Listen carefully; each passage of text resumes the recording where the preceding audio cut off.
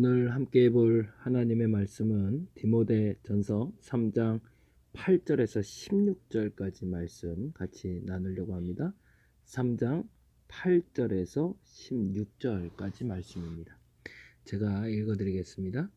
이와 같이 집사들도 정중하고 일구이언을 하지 아니하고 술에 인박히지 아니하고 더러운 일을 탐하지 아니하고 깨끗한 양심에 믿음의 비밀을 가진 자라야 할지니 이에 이 사람들을 먼저 시험하여 보고 그 후에 책망할 것이 없으면 집사의 직분을 맡겨야 할 것이요 여자들도 이와 같이 정숙하고 모함하지 아니하며 절제하며 모든 일에 충성된 자라야 할지니라.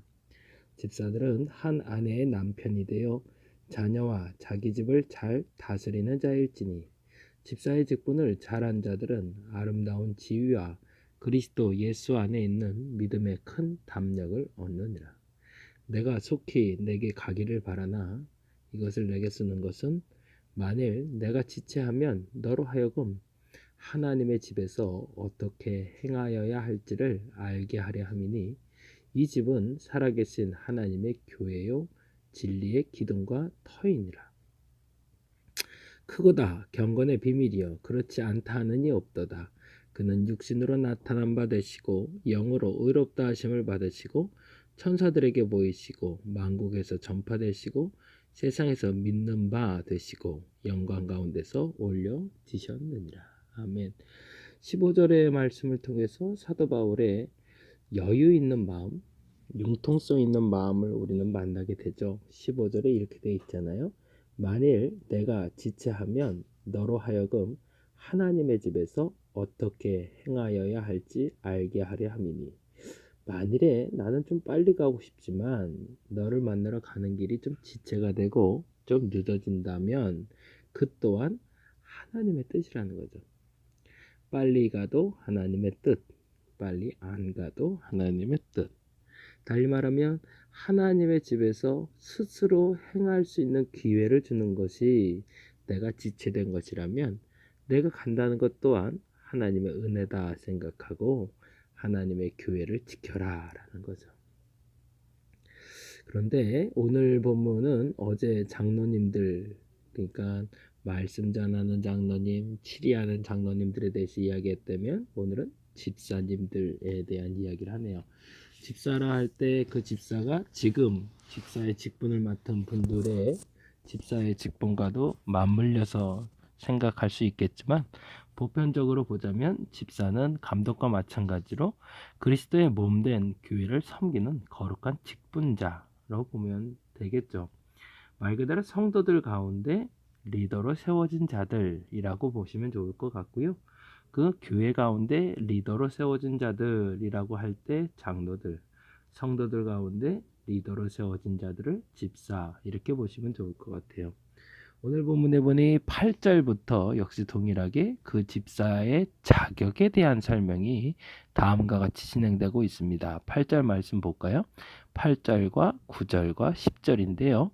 이와 같이 집사들도 정중하고 일구이언을 하지 아니하고 술에 인박히지 아니하고 더러운 일을 탐하지 아니하고 깨끗한 양심에 믿음의 비밀을 가진 자라야 할지니 이에 이 사람들을 먼저 시험하여 보고 그 후에 책망할 것이 없으면 집사의 직분을 맡게 할 것이요 라고 되어 있네요.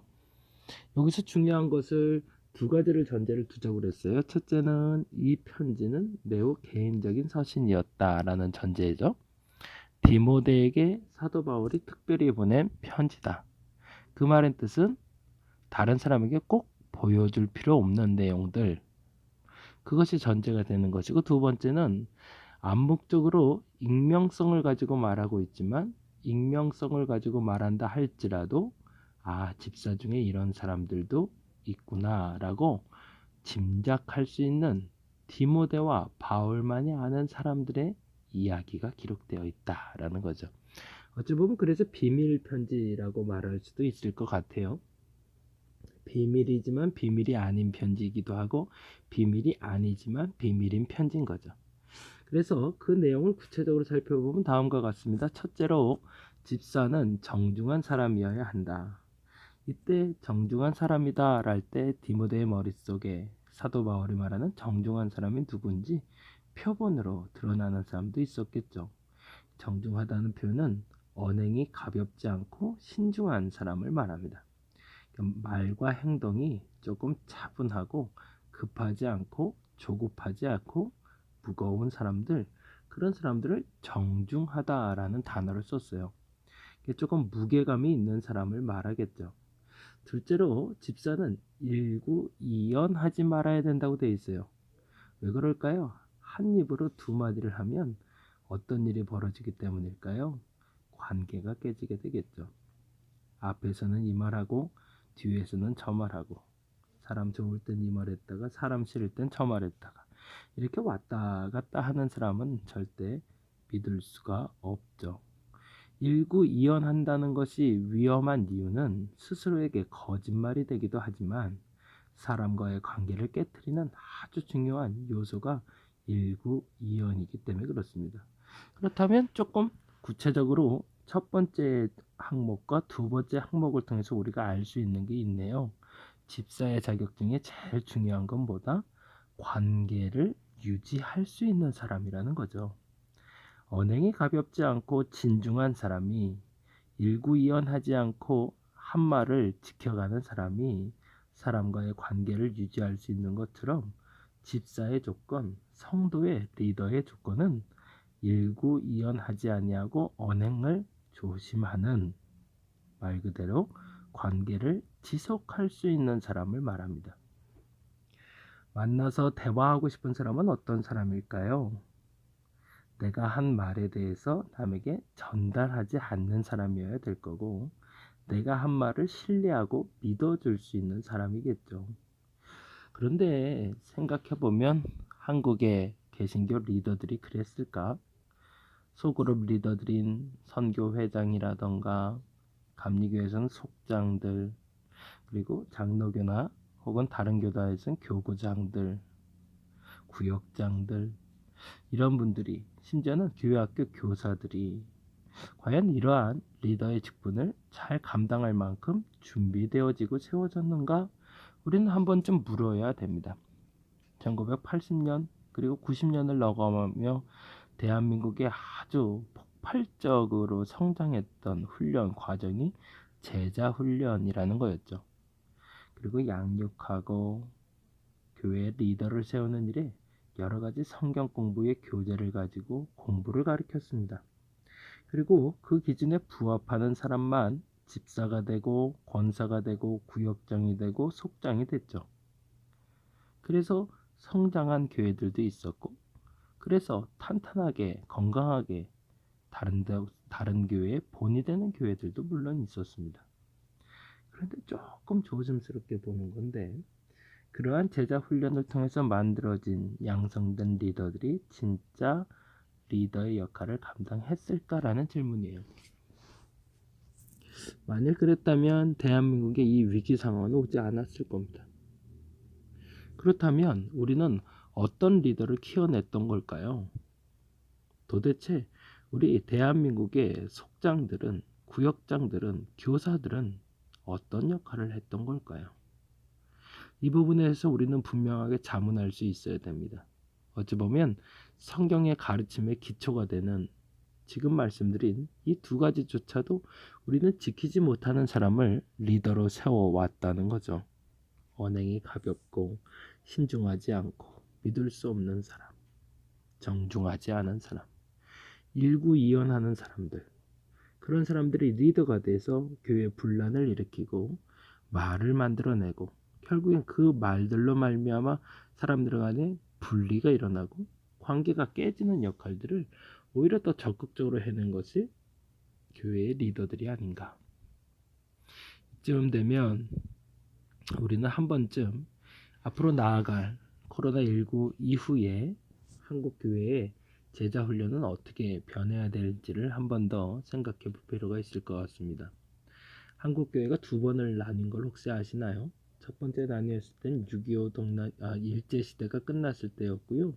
두 번째 나뉘었을 때는 6.25 동란이 끝나고 나서였습니다.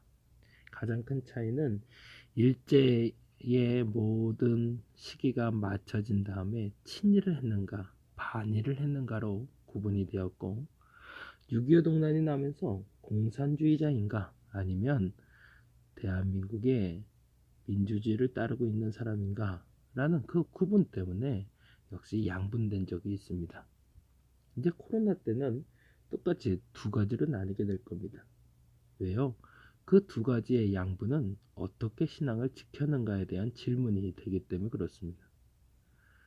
일제시대 때 친일을 했는가 반일을 했는가, 공산당에게 협조했는가 협조하지 않았는가, 코로나19 때 어떤 신앙을 지키고 어떤 것을 포기했는가.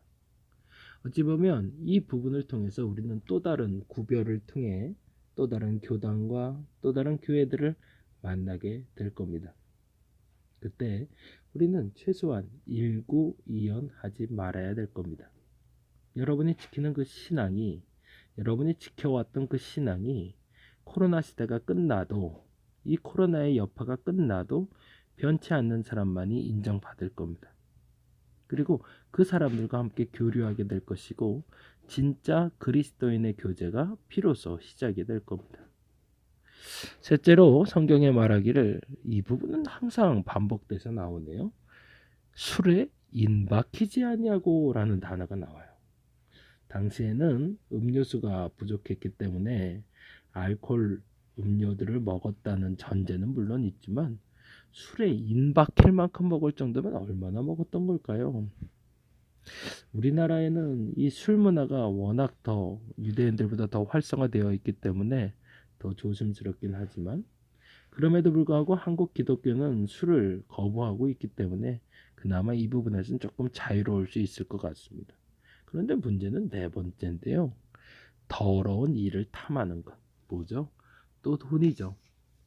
어디서나 이 돈 문제만 해결할 수만 있대도 정말로 행복할 것 같은데, 이 더러운 일을 탐하는 일을 멈추지 못한다면 결국엔 리더의 자격이 없다는 겁니다.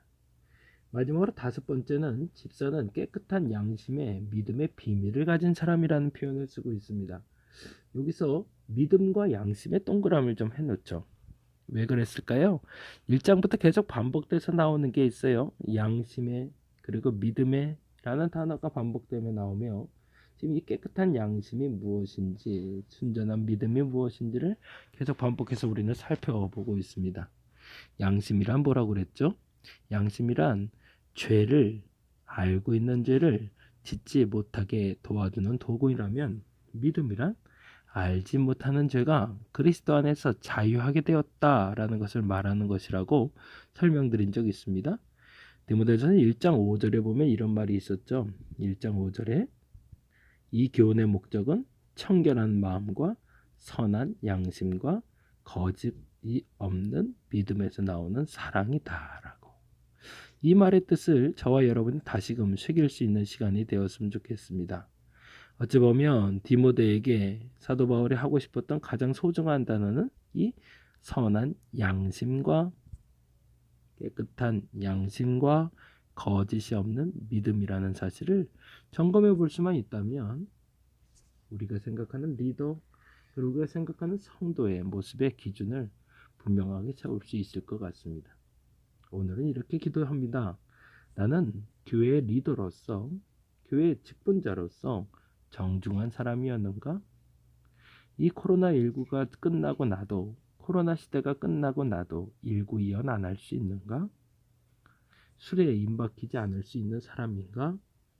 더러운 일을 탐하지 않는 사람인가? 마지막으로 깨끗한 양심과 믿음, 곧 거짓이 없는 믿음을 가진 사람인가? 이 부분에 대해서 분명히 하여 하나님 앞에 부끄러움 없는 직분자로서 오늘과 내일을 살아가는 저와 여러분이 되시기를 간절히 바랍니다. 기도하겠습니다. 성경은 분명하게 우리에게 필요한 요소들을 알려주고 있습니다. 이것을 지키고 이것을 하지 말라고. 근데 어느 순간 성경을 보지 않은 건지, 성경대로 사는 것을 편법으로 해석했는지 몰라도 잘못된 신앙생활을 매우 적절한 상황에 맞춰서 살아가고 있었습니다. 이제는 상황에 적절히 부합하며 살아가는 것도 중요하지만 분명한 기준으로 변하지 않는 믿음과 양심을 갖는 우리가 되게 하여 주옵소서. 다시금 주께 간구하오니 내게 분명한 양심과 믿음을 허락하여 주시고 거기에 부합한 행위를 허락하여 주시옵소서. 오늘도 감사드립니다. 고마우신 예수님 이름으로 기도드렸습니다.